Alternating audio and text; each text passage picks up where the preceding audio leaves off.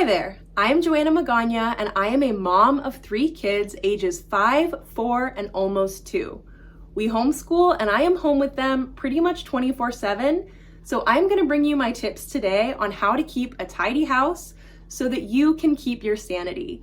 Toys can be such a stressor for the mamas who are home with their kids constantly, and I have learned a thing or two and I'm going to share those tips with you today. This is part 1 of a series that I am doing on joyful motherhood. I believe that it is such a privilege to be a mother and that there is so much joy to be found in it. There are hard seasons and hard things to get through, but that doesn't mean that we can't have joy in the midst of those things.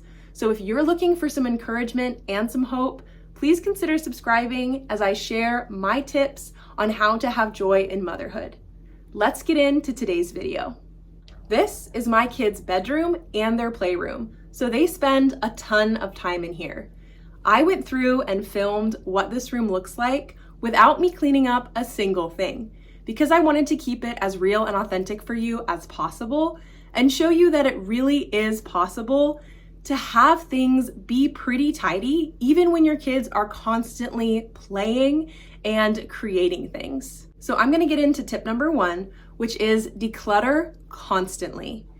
I know a lot of people that like to go through their house 2 or 3 times a year and bag things up and do big yard sales, but I think that that is waiting a little bit too long to de-stress your life. There are so many studies that show that women especially, their mental health is really linked to the amount of clutter in their home, and I have definitely found that to be true. I do so much better in a clean space, and so do my kids. So part of how we keep our house tidy is decluttering constantly. There are a lot of great systems to constantly decluttering. I just choose to make a habit and a lifestyle of it. Every time we're cleaning up toys, I am assessing if things are being played with. I'm assessing if they're damaged and if they're actually a toy that is boosting my child's creativity, or if it's just something that they get out for 5 minutes and then they're bored with. So for an example, the thrift stores were just doing huge discounts on costumes after Halloween. So I took advantage of that and grabbed a few new things for my kids' dress-up box.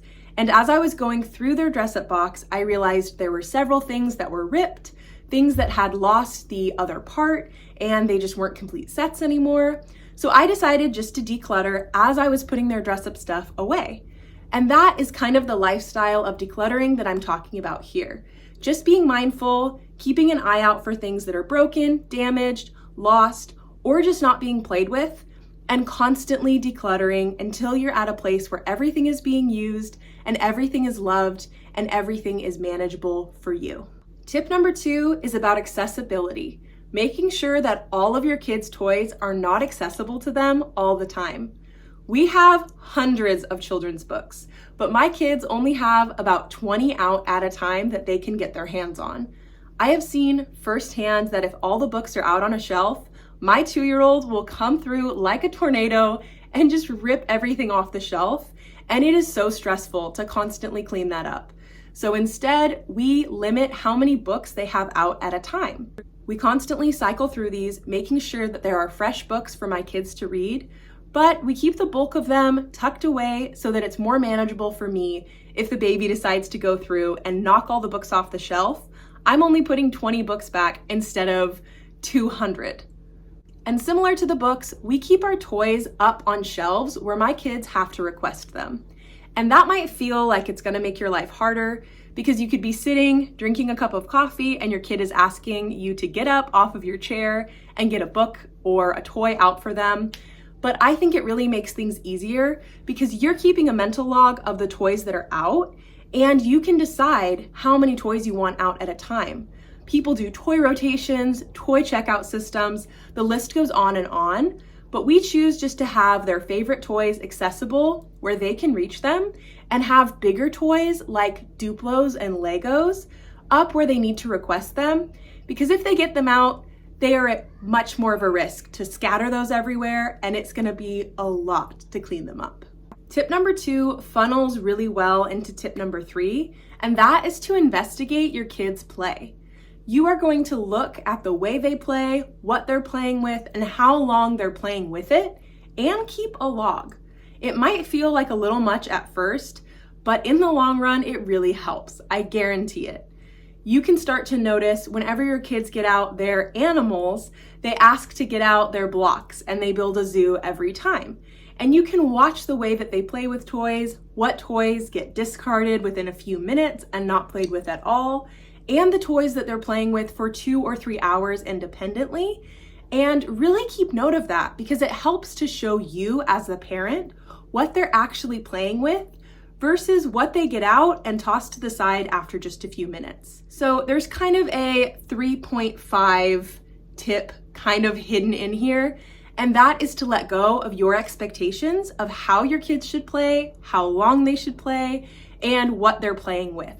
An example of this is this display for my play silks. The kids get them down and play with them so frequently that it's not worth it anymore for me to put them back in the display. So instead, I decided to move them into a basket and put them where they can easily be reached and put away by my kids without my help. So even with all of those first 3 tips in place, you have decluttered, you have decided what toys to keep, what toys not to, not all of the toys are accessible at one time. Your house is still not going to be perfectly tidy because kids are kids and they get a lot of things out, pieces go underneath the couch, and they're found the next day when that toy has already been put away and so forth. So tip number 4 is to keep a tidy up basket handy in all of the areas where your kids play.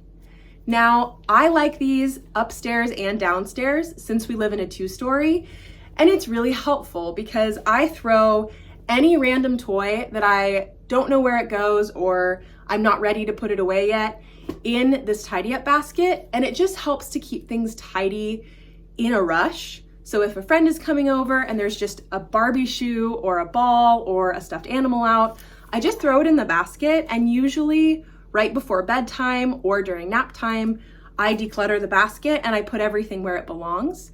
But it's nice to just have a place for things to go in the meantime so that they're not on the ground, but also sometimes in the middle of the day, you just don't have the energy to put back every single odd little toy that you find in your house. And this is a lifesaver for that. Tip number 5 is giving your kids personal responsibility for their belongings. So my kids already help to put their clothes away, they help to make their bed, and I don't expect it to be perfect, but it's giving them the tools that they need at a young age to be responsible and to take care of the things that they own. A lot of people wait until their kids are too old and they have lost the golden years of it actually being really fun and really exciting for your kids. My kids love laundry day. They love making their bed. They love feeling like they're accomplishing something and contributing to the household. Now, I'm going to give you an example for each age on what that personal responsibility looks like. For my almost 2-year-old, she helps clean up blocks or anything that goes into a container where it's just picking it up and putting it away. And whenever she rips a page out of one of her books, she helps me to tape it back together. Now for my 4-year-old, she is responsible for her special toys whenever friends come over. She has some jewelry and a few Barbie dolls that are very special to her. And when friends are going to come over, I give her a gentle reminder that if she does not want to share those toys, she needs to put them upstairs where they are not in a common place and they will not be taken by her friends. For my 5-year-old son, who is now homeschooling for kindergarten, one of the things that I give him as personal responsibility is making sure that he puts all of the caps back on his markers after we're done drawing. Especially Play-Doh and markers, they dry out really quickly, and it can be stressful as a mom to have to go and just put all of the caps back on and put the lids on the Play-Doh.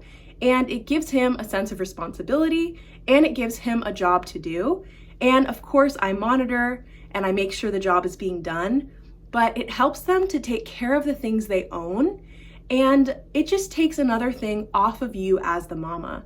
If you're like me and you are home with your kids all day, there are a million jobs to do.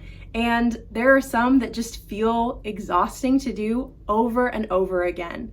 And taking care of toys, putting things in a box, putting the caps back on markers, they are really tedious to do over and over again, and they don't have to be your full responsibility. I think kids are so capable of doing jobs if we train them how to do them and if we give them all the tools that they need. One of the biggest things that have helped me in this area personally is letting my kids know that mama is gonna come check their work. And they will run downstairs so excitedly and tell me, Mom, we're ready for you to check our room, after they've cleaned up Legos or Duplos or whatever they've been playing with.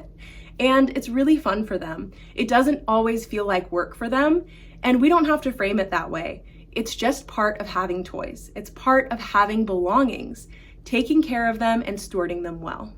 All right, those are my 5 tips to keeping a tidy home. As I mentioned at the start of this video, this is part 1 of a 5-part series that I am doing on joyful motherhood. I think this topic is so important and it is not talked about. I am constantly seeing people stuck in survival mode and not having any hope that things can get better. Especially in this digital age, it feels like there is no hope for modern mothers to have balance and to have joy in the hard seasons of motherhood. I do not believe that is true. My walk with motherhood has not been perfect, but there is a lot of joy to be found in every season that I have been through. And I am hoping that this series will give you practical help, encouragement, and some hope that things can get better. I have constantly said over my time as a mother that I believe that we can thrive, not just survive. And that is what I'm hoping to share with you in this series. So consider following along. And if you're just here for this video, thank you for watching, and I hopefully will see you again sometime soon.